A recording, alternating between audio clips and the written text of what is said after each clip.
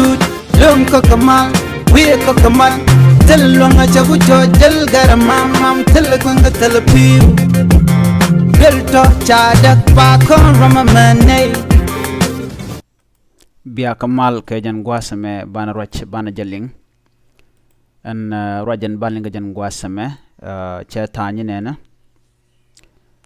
ngumi tuok ka gambel ajara jadana banling mi ejira ma jidit ka jan channel gore jin del subscribe ki de jan nyaka ni ko kien ko gor kono de learning content gor kono banling ka tung net nas de ka chwaje ka etiak lera balinga jan gwasame ngumi tuok ka gambel ajandan baro palping ka kwida en man sure la reyo ka gambela ki man la rode jen bana lingo ki jen ba kuin yemo ka jan gwasme gore jin bi jen nyaka ni ko kien ko bilari bi kula we winitin ko kien ki kan ideal gambel ke jen kor jong na titi ke jen kor pasame cha jojen wo chungwan rodian palping re which ka gambela barbitka kan warbitka gonne tin tegaten en ray rek sinadu tin rubrup ko ngoda dwal nas ko dong de ran wi yat rewich kanwari akane tin la mala yat ke ki akane tin la mala nakare reaga long ko ngamne ko akane tin yam te la bot ko bran bo re reak mi shaga jo shi mala sheben bike shu mal chubre reak pet kala mala chubo kenyam kaga kora baran chu na ki baran chu yatre reak entama chekana no shikarodian gok ko shikana ngajo dor we jek ko baju nak banki ba yid ba jobas ka do mishingech chikana kapchong telane tele jalo rubrup ka kwishamo shi pin chirod palpin buram ko gwech ka gwejda kane den kono la jel mo raro do wil ba wotel ba wogwas metel kumetin ki bo jal karode ba kwam gorja no brand ba jal kel ke kume mi jirami jen mo re ki te gwam witin re wishka gambela ko te gwana jena long ci jeng tek na mo kel mande yenaling re wishka gambela ngum to re wishka gambela entama shipin cha tekamal mutot re wishka gambela ki re rede je teral milela tuok atineto gwan nyurken re wishka new land telemalarik la natin andere akan dit chujika ko telene tilela kokka kwak kaka koni de kon la kwak la ka kokka nori ki kana san kon la jen kan new land buga kwakulo kokan wini riune na dial tin la cook keten kon tin ngone ken bare wish kan nori kan la kwak tin kon tin kwak e bunyo kan la ya ko re wish ka gambela ka jen kor gwaza ci ga ki de tina ca kentel ramre rek ko chinat ci dwal ka do mi mo ba yir ba jobat ka je ka kuje do badan ki men ter ke re wish ka gambela na mo ekel mission wari shaka gay kay yo mi kor mi jetwok cha roja danam law ya kuin ka pin ko re ka me cha la de ne ki ram me chere la de ne ka do badan le de je ka je kuin na meka cha je wi lat ke la pal ka ne ja en mo cha kel mission wari cha widien cha jadal re ya ka gambela ko telene tila wi ajo ka ki la kut ka dwer kaditin kon tin lat karodian are kuma kan ngode telaraj mi chikan lat ka do bandan ndemal mede pekaja ki mede chudetin mena gwate ajor ngode telaram mi shiraitin ki ken kan lat ka do bandan ba mal ba jinu ngaje re wish ka gambela telemilianka tele media muraj boka kwi mal mandan le re ka gambela no mal wedi ki ngum la rode ko denas de ga shunga gwa ka de la dial de ga shuloitin rewi ka gambela ngude telemi chaling ko ne tungwan gor kana mal ko de wish gambela tre mala ne tungwan tish ke long ko ngu milet kuma je ka jan gwasame mi shi wiche bieda ka telemi latka ke telemi gor kana ba mal ba je laslet gwa ngode kene dialan kon la kot tin wo win to gol ko kien shit kamen witen kon tin chet kelare kie itang kie nurzun au kujimi woka matar ke woka ko bater gol kana to kan dial ngode kut kana na kie nan kana na kume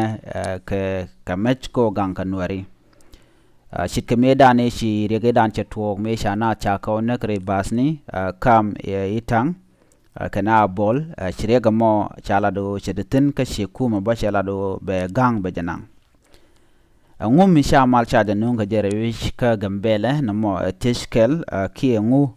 mi shala laden tama ka jan gwasa me kum mandana ruaj gambele ka kwi mal mandana gur ke deteten ngode kene diala kontre ka gambela tele ruaj milinkane ko te dial cha ka gak tele milian ko malo ngutuok tina ki ngum lero de kuma ka tele ramingen mandan lero de jadi dial shaka gak en ko kwakne bare wish ka gambela chujek ti chwal ci wona ka kine die ke chwal dana ko ka bel ka je ti dial ci ko dien ci wonyal ando bo we nyal ka jabo ngoda kananga dere kulawo tele mal ki ngu na mo tele ramngeje ci ko ngwane ci dide long re wish ka gambela en tenye ten konten la kula te ka kuma ko ngumu ko nyal ka ja teleram te ka teleram lat do badanen wo ngwan wo nyal ka ja ko ne din konen ko ko ngwa ke jinya gasa akare ko ngwana mo ka mite kareng mi to ga kan la mala peda longo ko ba ji yon nyal an do bala mala yut ka nyal ga ja kwingu ka na mo de ra te mi din me de top kan ne din konten ko ka kwak ke ne tin konten la ji business ka ten kwak tungwana longre wish ka gambela should ka ne kon let ka dwel and tamanti ke do badana kwak to ka je cha peg de ke liu cha je nyal pem let ke na dwore wish ka gambela shikuk de chonyal ka kong mi chonyal cha lunye pin la cha pegan gwasandanan cha laten kane den kon tin de jer ya la ka ki tin de ja kap chong ka ngane kane den kon te la kwat tin tre ka gambela ngoda ba kan ka raja mo kan no kuin pin kene kon te ka business kene te kon tin kwak ngu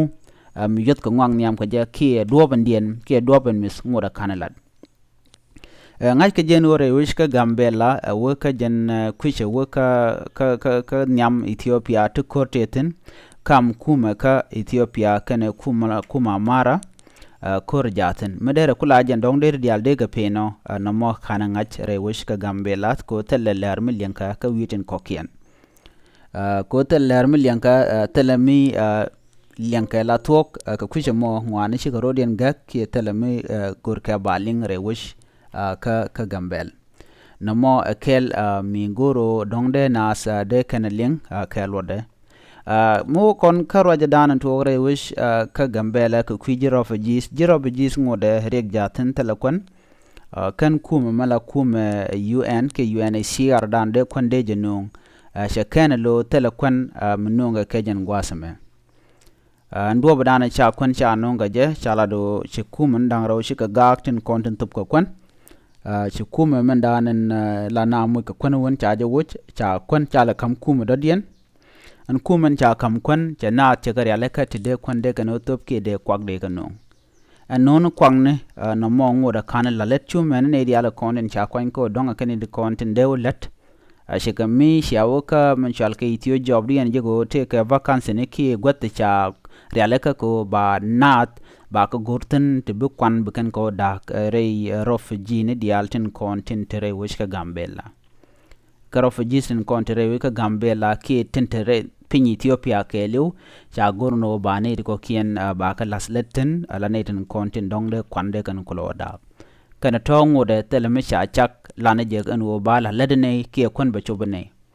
boss mi dite ten long re kamne ka jen kuche mo chushna kwala shamna mara kan tama shimara bangore we ka tok ko wupin we ka mi we ka kod ka pin te krat ba ore pin ore we nware kuche mo kana ti ka de shoy kana ki ka de shoy kanware mo kon ka do bada dian ko ngum balel nware shi ka lan marung shi kana longa mat shikajan gwasa me shi nware shi ka contribution ke kon me de to me de kam na tinde laro fajin shi kan gar yala ka cha ka top Jinete kon tilla ji dwel kusni men ne dialare wish ka Gambela shu men win mon dodien chicken contribution murung chicken etup ko ba kam refugees. Do no refugee ngwanke. Ko pinyido jatenen pinyido te kem na daro titreide. Jiwa jaten te ke kem no bareide. Chengne men kel karwade chale juwa. Mubu kon tarpam ki ke ter kide te ke kuleni te ke ngwan yele kene wi kene kem ko kinreide ngwasamon. Kene ti gor kan lok Mona ka so saba te ke kem go lok batan ngene ti kene dial ti ke de cha lok ka te todo kone cha jek duno shingwan shikarong kutile lawo ba ka lok shu menene mi sha kana tele kwan mi shi benre wisha ka Ethiopia kane de ko de la refugee ba ka lok nikedi na me gore gwesh kanwer community tin content wi mon keleba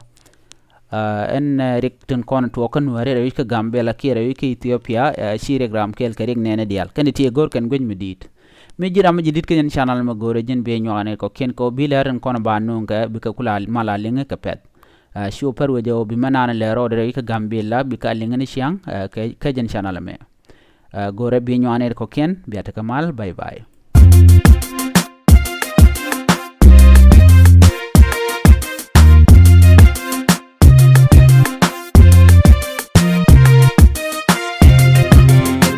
Chagu chut lum ko kamal we ko kamal telwanga chagu cho jal garamam mam telkwanga telpiu belto chadak pa kon ramamane